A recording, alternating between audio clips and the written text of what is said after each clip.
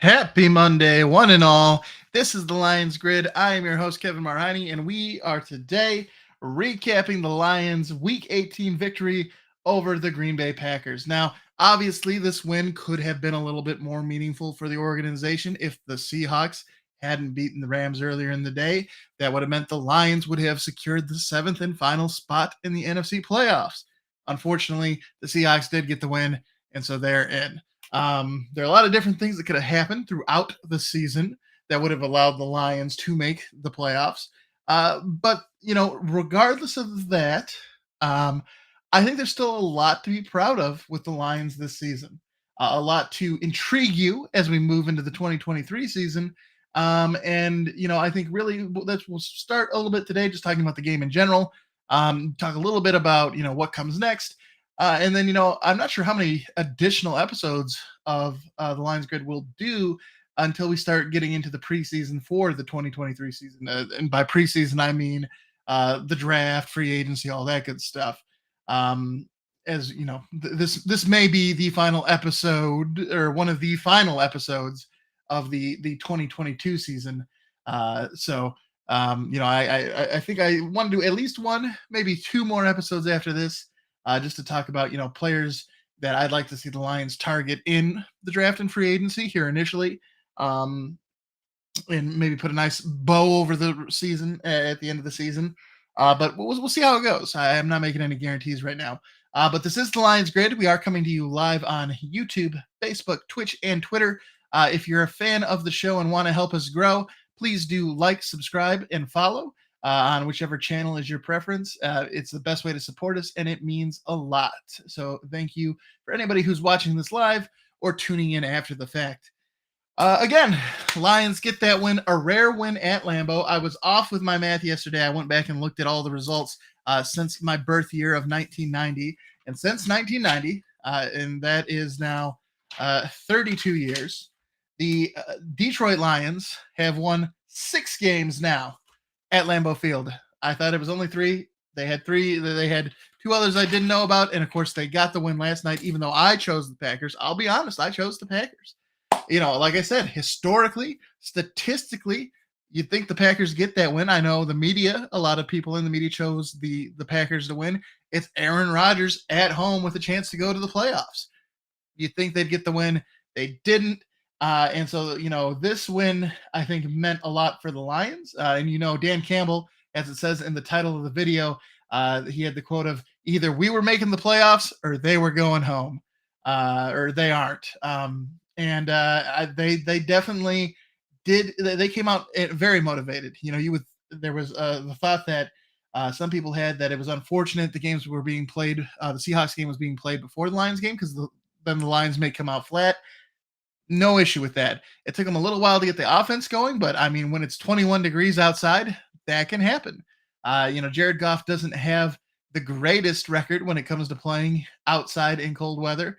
But he added a win to his record. So, and really, I think the thing for me that was the most encouraging, it's the thing we've been talking about throughout the season, is that good teams have that positive turnover differential. And if we look at the box score for yesterday's game, um, again, the difference in that game, obviously they won 20-16. It's 4 points there. The Packers had a fumble and they had an interception. The Lions had 0 turnovers. The Lions, during their run, when they have been successful, have when they've been winning all these games, have taken care of the football. And the Packers, as they sort of turned their season around, one of the things that helped them do that was forcing teams into making mistakes and causing turnovers. So the Lions, like I said, it was going to be a strength on strength. The Lions don't turn the ball over often. The Packers like to force turnovers. The Lions came out on top, and I think that really says something to go on the road at the end of the season at a division rival's place and have your strength outmatch the strength of the other team. That says a lot. And so, really, when it comes to momentum between seasons, I'm sort of mixed because obviously there's going to be a lot of turnover on the roster. There are going to be new players added. There are going to be players who can't afford it to be back. One place that's going to be really interesting to see is the running back spot. because you have DeAndre Swift. His contract is going to be up. Are the Lions going to look to extend him?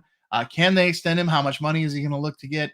And then, of course, you have the Swagakaze himself, Jamal Williams. Coming off this record season, his 2 years contract is up. Are the Lions going to extend him and bring him back? Obviously, when you have a record-breaking season, you can't expect that to be the level of performance a player is going to have every season.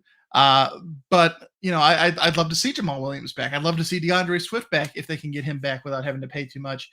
And I'd also like to see them. Justin Jackson. They brought him in from the Chargers. He definitely contributed down the stretch, but I would love to see them have a third back as well to really just give them the ability to mix things in. So, but it's again, are we going to be able to keep everybody? Who are we going to have to let go so that we can bring other people in? It's going to be interesting to see what happens from a turnover perspective, and that's one reason why momentum I think is kind of hard to maintain between the last game of the season and the first game of the next season. But from an organizational standpoint, we one of the things that has been talked about over and over again here in the Detroit area is the same old Lions, right? Everyone knows that the Lions have struggled. They have struggled my entire lifetime. It's no secret. And everyone's sort of looking for the organization to turn a new leaf. And there's a lot of thought and a lot of belief that this new regime with Dan Campbell and Brad Holmes has finally done that. And I think they took a big first step this season to doing that. But they have to come out and continue that next season. It's not enough to rest on the laurels and the good deeds that happened this season. You have to come out and consistently perform well and consistently build upon that. It's great. Yes, they beat the Packers at Lambeau, not something they typically do. They beat Minnesota, they beat Jacksonville, they beat a couple other playoff teams along the way. And really, there's a lot to be encouraged about with this Lions team, and a lot for them to build upon as they look to change that sort of organizational legacy heading into next season. It's not necessarily gonna, just because they had success this season isn't guaranteeing success next season. I think Lions fans, in particular, know that all too well. Um, but it's definitely exciting times because they have a lot of free agents. They have a lot of money they can spend in free agency. They have two first round draft picks. There's an opportunity here for them to really build upon the momentum they had this season. And one of the things that has been unique about the Lions organization here with Dan Campbell and Brad Holmes is their ability to take advantage of their opportunities. Now they weren't able to take advantage of all the opportunities they had this season. Obviously, if they hadn't lost to Carolina, it could be a very different conversation about them in the playoffs or not. But a lot of the other opportunities they had down the stretch to salvage the season and turn it around, they took advantage of. Really, they have the loss to the Bills and the Panthers, but outside of that, ever since they played the Dolphins, this team has been on fire. And so I think there is definitely a like I said, a lot to be excited about, and we'll talk about some of those things in future episodes. But um, you know, they Dan Campbell in his post game speech was saying, we're setting the expectation in the NFC North, going 5-1. That all roads to the playoffs, all roads now go through Detroit, and I think that's huge. If they can continue, and it's really how the Packers have been super successful during their time, right, in the NFC North. They constantly beat the Bears, the Vikings, and the Lions. If the Lions can get in the habit of constantly sweeping or at the very least splitting series with the Vikings, Bears, and Packers, that's huge. That's 6 of their games each season, and really puts them in a position to be competitive when it comes to making the playoffs, because it helps establish them as a front runner in the NFC North. But then also, you're even worse comes to worse, if you go 5-1 against your division, sets you up in a good position for the wild card as well. So, I love to see it from the Lions. Offense, defense. I think Brad Holmes' rookie class this year, they set a record for the most sacks contributed by a rookie unit. Kirby Joseph continues to play well.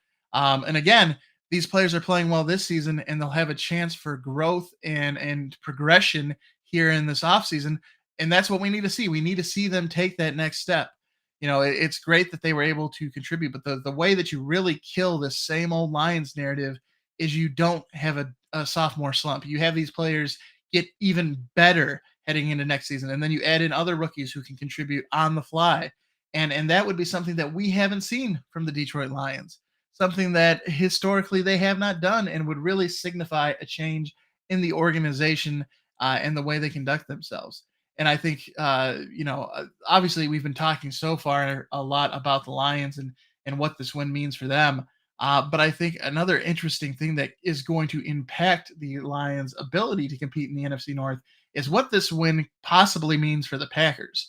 Jamal, not Jamal Williams, JMO tried to, he asked Aaron Rodgers for his jersey at the end of the game, trying to swap jerseys. And Aaron told him he had to hang on to this one. And there's a lot of speculation. Is this the last game that Aaron Rodgers plays in the NFL? Is it the last game he plays as the quarterback for the Green Bay Packers? And that would be a big, a change in the power dynamics in the NFC North.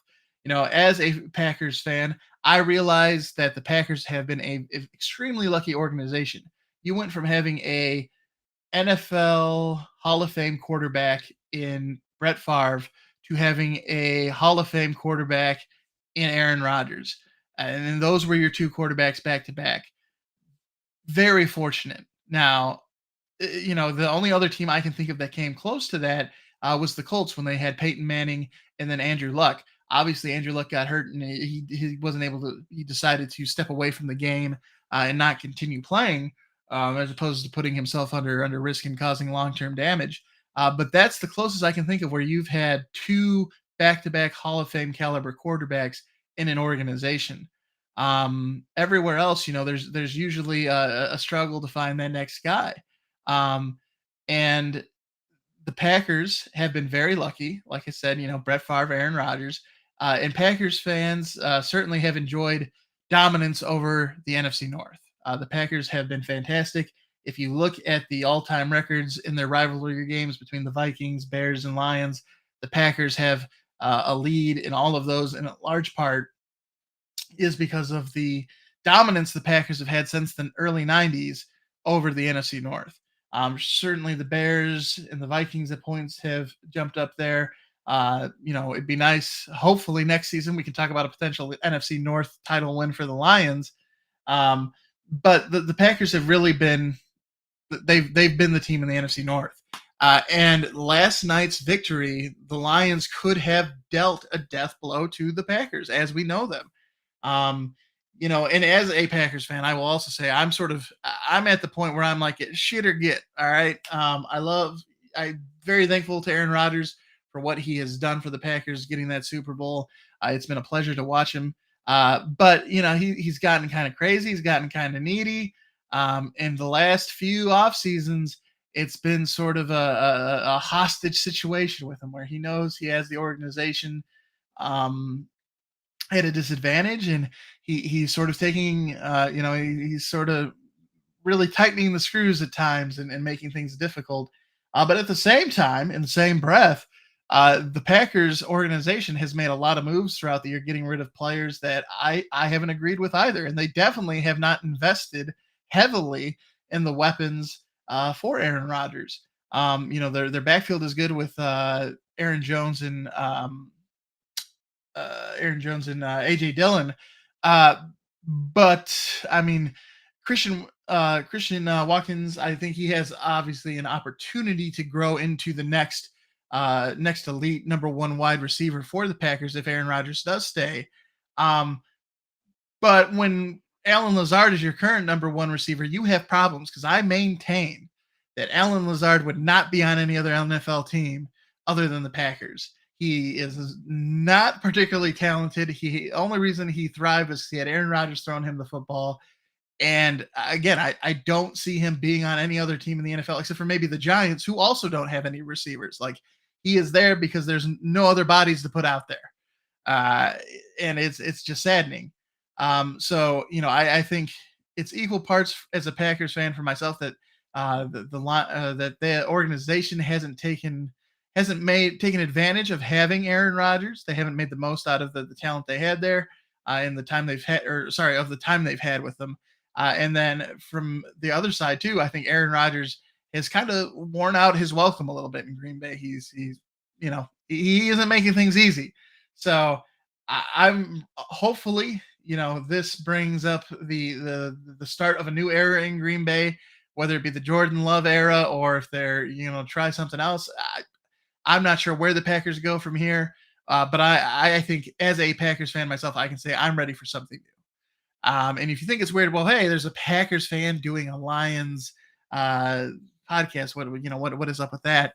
You know, if you're in the Detroit area and you're familiar with the 97.1 ticket radio station, obviously Mike Valeni is a Giants fan, but obviously he reports on the Lions, so he has a sort of interest in a the Lions playing well is an advantage to him.